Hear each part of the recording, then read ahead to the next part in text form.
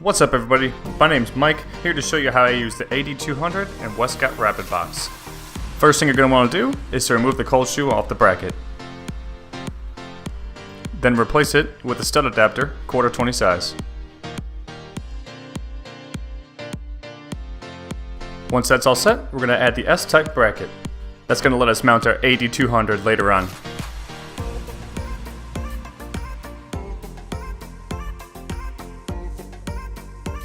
Now it's RapidBox time.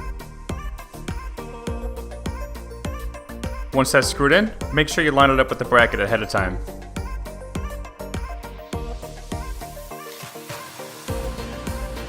Now's the time to mount our flash.